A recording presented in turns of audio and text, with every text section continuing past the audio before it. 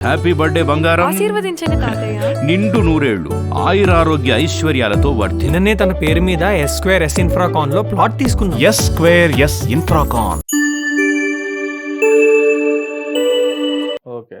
Right అన్న. అంటే ఇంత భయంకరంగా కనిపిస్తున్నావు పోతురాజు. ఎందుకంటే కళ్ళు పెద్దవి చేసేసి భయంకరమైన ఆకారంతో నాలిక బయటపెట్టి ఇంత భయంకరంగా ఇంత భారీ శరీరంతో ఉండి పోతురాజుని ఇప్పుడు జనరల్‌గా అంటే ఈ అవతారం ఉండాలంటే, ఈ గెటప్ ఉండాలంటే, అవతల మనిషిని ఆకర్షించాలంటే నేనిప్పుడు చెప్పినట్టుగానే అంత భయంకరంగా కనిపించాలి. అంతే ప్రేమగా తీసుకోవాలి దగ్గరికి ఉంటది. మరి ఇట్లా ఉన్న పోతురాజుల్ని అంటే ఈ కార్యక్రమాలు జాతర అయిపోయిన తర్వాత మామూలుగా మిమ్మల్ని మామూలుగా ఏమైనా సెటిల్మెంట్‌లకి గాని, గొడవలకు గాని ఇట్లాంటి ఆటికి తీసుకెళ్తారా? తీసుకుపోతారు. కొంతమంది తీసుకుపోయేటోళ్ళు కొంతమంది తీసుకుపోతారు. అంటే ఇప్పుడు ల్యాండ్ సెటిల్మెంట్లు వాళ్ళు ఉన్నప్పుడు పిలుస్తారు. ఆ! ఎందుకంటే మరి భారీ శరీరం ఉంటది. భయంకరంగా కనిపిస్తారు కదా! వెళ్ళేటోళ్ళు వెళ్తారన్న, మనమైతే వెళ్ళము. మనమైతే మనం వెళ్ళము. ఇన్వాల్వ్ కాము దాంట్లో. పోయేటోళ్ళు పోతుంటారు ఇక. ఏంటంటే మనకు వర్క్, ఇల్లు, ఫ్యామిలీ. అప్పుడు ఆ గొడవలు అవి అంతే. అన్ని మనకు ఎందుకు అని చెప్పేసి మేము లైట్ తీసుకుంటాం. సెటిల్మెంట్లు చేసే పోతురాజులు కూడా ఉన్నారన్నమాట. అంటే పోతారు. ఇక వాళ్ళు పర్సనాలిటీ దాని ఇవి వేటున్న వాళ్ళు ఏమి చేయలేని వాళ్ళు ఉంటారు కదా, వాళ్ళకు కూడా వెళ్ళాలి కదా. ఆ! కొంతమంది పోతారు పర్సనాలిటీ ఉన్న వాళ్ళకు. అంటే అన్న ఇప్పుడు సినిమాల్లోకి వెళ్ళి యాక్ట్ చేసే వాళ్ళు కూడా ఉన్నారా? ఇప్పుడు మీతో ఉన్న వాళ్ళలో పోతురాజుల్లో? అవునండి. ఇప్పుడు మా బాబాయ్ కూడా సినిమాలో యాక్ట్ చేసిండు కదా అన్న. ఇప్పుడు దినేష్ మన చక్రవాకం సీరియల్, మొగల్ రేకుల్ సీరియల్, ఆ సీరియల్లో ఫేమ్ అయినా. హ్మ్. ఇంకోటి ఆట సినిమాల కొన్ని సినిమాలలో కూడా బ్యాక్గ్రౌండ్ గా చేసిండు. ఈ చక్రవాకంలో మొగల్ రేకులు అనేది మెయిన్ విలన్ క్యాండిడేట్ లాగా చేసిండు. ఓకే. ఓకే. ఇప్పుడు అన్న వాళ్ళ అన్న కూడా మా అన్న గబ్బర్ సింగ్ సాయ్ అన్న. ఆయన కూడా ఇప్పుడు పోతురాజు. ఇండస్ట్రీ మొత్తం ఫిలిం ఇండస్ట్రీ గబ్బర్ సింగ్ సాయి అంటారు. గబ్బర్ సింగ్ సాయ్ అన్న. ఆ! ఆ! ఈయన తరపు నుండి ఆయన కూడా ఉన్నారు. రైట్ అన్న. అంటే మీరు ఇలా రావాలి అని చెప్పని అనుకున్నప్పుడు కుటుంబం నుంచి కూడా చాలా అంటే చాలా ఫేస్ చేసి రావాలి. అందరిని ఒప్పించి రావాలి. ఎందుకంటే ఏ కుటుంబం కూడా అనుకోదు ఇలా ఇలా చెయ్యాలి, ఇంత కష్టాలు పడాలి, తెలిసి ఇన్ని కష్టాలు పడాలని చెప్పని కుటుంబం ఏది కూడా అనుకోదు. మరి మీరు ఎలా సర్వే అవుతున్నారు? ఎలా ఒప్పించగలుగుతున్నారు? మాకు తాతల నుండి వేస్తున్నారు కదా అన్న. ఏంటో మా కుటుంబంకి కూడా తెలుసు కదా. అదే అన్న. ఇప్పుడు కుటుంబం నుంచి తెలిసిందే. ఇప్పుడు నువ్వేమనుకుంటావు? ఇప్పుడు మీ అబ్బాయి ఉన్నాడు. ఇప్పుడు ఫర్ ఎగ్జాంపుల్ నీకు కొడుకున్నాడు అనుకుందాం. కొడుకుంటాడు. నువ్వేమనుకుంటావు? ఇప్పుడు ఇందులో ఉన్న కష్టం ఏంటనేది నీకు తెలుసు. తెలుసు తెలుసు. ఆ కష్టం పడవద్దని ఏదైనా పడొద్దని ఉంటది. చెప్పి ఇందులో అంటే కానీ ఉంటది. ఆ భావం ఉంటది. ఎలాగా మనకంటూ ఒక ఆచారం ఉంది. మనకంటూ ఒక గుర్తింపు ఉంది. దీన్ని మనం ఇలా కంటిన్యూ చేయాలని చెప్పని నీకు ఉంటది. ఓ పక్కన ఇలా లాగుతూ ఉంటది. ఓ పక్కనేమో నువ్వు కష్టపడద్దురా, కొంచెం మంచిగా చదువుకుని కొంచెం ఇదిగా అవ్వు అని చెప్పని, మంచి భవిష్యత్తు ఉంటాయని చెప్పని ఒక పక్కన ఆలోచిస్తావు. ఎందుకంటే ఇది ఎప్పుడు కనిపిస్తుంది చెప్పనా? నువ్వు ఎప్పుడైతే ఈ వేషంలో ఉండి నువ్వు ఆనందాన్ని నువ్వు ఎప్పుడైతే ఫీల్ అవుతుంటావో అలాంటప్పుడు ఇది కంటిన్యూ అవ్వాలి, ఈ వంశం కంటిన్యూ అవ్వాలి. ఇప్పుడు దినేష్ అన్న తర్వాత ఇప్పుడు మీరు ఎలా అనుకుంటున్నారు? లేదు నేను నా బాబాయ్ తర్వాత నేను ఉంటానని చెప్పని ఎలా ఫీల్ అవుతున్నారు? అలా ఓ పక్కన అనిపిస్తుంది. ఇంకో పక్కన మీరు పడుతున్న కష్టాలు ఉన్నాయి చూసారా? మన పిల్లలు వాడొద్దు అది అని మనకు ఆ తెలుసు. టైంలో అనిపిస్తుంది, అమ్మో వద్దు మా వాడిని ఇటు రానివ్వకూడదు. ఆ టైం వచ్చే లోపట ఇప్పుడు నేను అనుకున్నా, ఇప్పుడు మా అమ్మనైనా నేను వస్తున్నాను అనుకున్నారా, వాళ్ళకి తెలుసు ఓకే. ఏదైనా కష్టపడితేనే వస్తుంది. కష్టపడితే ఏది రాదు కదా. ఇట్లా గుర్తింపు, పేరు సంపాదనలో ఒక ఆనందం ఉంది, ఒక సంతోషం ఉంది. బాధపడ్డా కూడా, ఇప్పుడు నేను బాధపడ్డా, నా కొడుకు నన్ను చూసి ఇన్స్పైర్గా నేను వేసి ఆ బాధ కంటిన్యూ, అది రిలీఫ్ అయిపోతాయి. ఆ బాధ కనిపించదు, సంతోషం కనిపిస్తుంది. అంతేనా? ఒకవేళ నేను పక్కకు నాకు చేత కానప్పుడు నేను పక్కకు నా కొడుకు వేసిన అనుకో, ఆ సంతోషం అనేది ఒక కోట్ల దాకా వెళ్ళిపోతుంది. అది తృప్తి చాలు.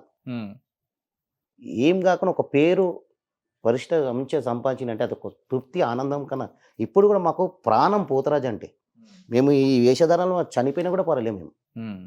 కానీ ఒక పేరు, ఒక ప్రేమ, అభిమానం సంపాదించుకోనికి, ఆ అమ్మవారి సేవ చేసుకొని మాకు చాలా, ఏ జన్మలో మేము ఏం పుణ్యం చేసుకున్నామో ఈసారి అమ్మవారికి మేము ఇట్లా ఈ భాగ్యం సామాన్యంగా ఎవరికి రాదు. అవును.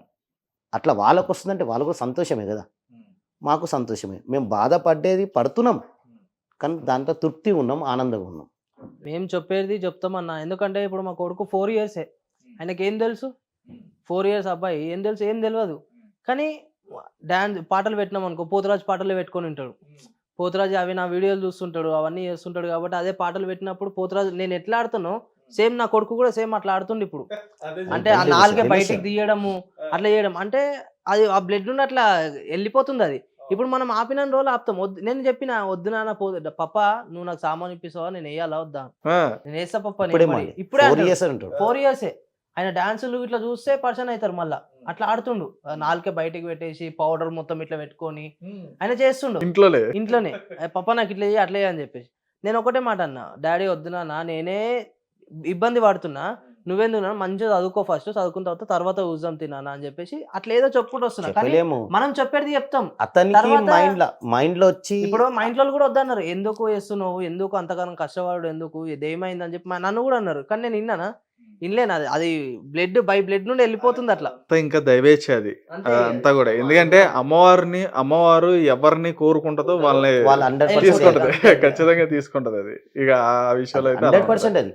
అవును మనము అమ్మవారికి సేవ చేసే దొరకడమే మహాభాగ్యం మనం. అవును అన్న. ఇప్పుడు వచ్చేటప్పటికి అంటే మామూలుగా ఇప్పుడు పోతురాజులు అనేటప్పటికి ఆ సంబరం టైంలో ఏంటంటే ప్రతి ఒక్కరు కూడా మీ దగ్గరకు వచ్చి మిమ్మల్ని చాలా ఇదిగా చూస్తూ ఉంటారు. ప్రతి ఒక్కరు చిన్నోళ్ళు కానించి పెద్దోళ్ళు కానించి లేనోడు కానించి ఉన్నోడు కానించి ప్రతి ఒక్కరు కూడా మీ చుట్టూ తిరుగుతూ ఉంటారు. మీరంటే అంత ఇది ఉంటుంది వాళ్ళ దగ్గర. మీరు ఇందా చెప్పినట్టు సెల్ఫీలు దిగడానికి, ఫోటోలు దిగడానికి, రకరకాల ఫ్యామిలీలతో వచ్చి పండగ సందర్భం కాబట్టి ఇలా ఉంటుంది. పొలిటికల్గా కూడా చాలామంది మీ దగ్గరకు వస్తూ ఉంటారు. మీ దగ్గర వాళ్ళు కూడా ఎంజాయ్ చేసి ఆడుతూ ఉంటారు. అలా ఉంటుంది. అంటే ఇట్లా చాలామంది కొంతమంది క్లోజ్ అవుతూ ఉంటారు కదా. ఏమ్మా ఏమైనా ఉంటే చూడమ్మా, చెప్పమ్మా, నీకు ఏమైనా ప్రాబ్లం ఉంటే చెప్పు, నేను చూసుకుంటా, అది ఇది అని చెప్పని చాలామంది మీకు చేస్తారు, భరోసాలు కూడా ఇస్తూ ఉంటారు. మరి రైట్ తర్వాత ఈ కార్యక్రమం తర్వాత ఎలా ఉంటుంది పరిస్థితి? అంటే మీకు నిజంగానే బయట ఏమైనా సపోర్ట్ దొరుకుతుందా? బయట సపోర్ట్ అనేది లేదు మాకు. ఆ సపోర్ట్ ఉంటే మేము ఎక్కడనో మాకు ఈ బాధలు పడబడే అవసరం లేదు మాకు. అప్పటి మందమే కలిసినవా, ఒక ఫోటో దిగినవా, మీకు ఏమైనా ఉన్నా చెప్తాను అంటారు. కానీ ఆ ప్రాబ్లం ఇంతవరకు ఎవరు చేయలేదు. మళ్ళీ తిరగాల ఈ ఎవరైనా కానీ ఈ బోనాల పండుగ వచ్చినప్పుడే పోతారాజు గుర్తొస్తాడు. గుర్తు. ఆ తర్వాత నువ్వెవలో నేనెవలో చాలా అయినాయి, చాలా ప్రాబ్లంలు అయినాయి. ఇంకా మేము విని విని విని మా కష్టం మాకే, మా ఫ్యామిలీ బాధ మాకే.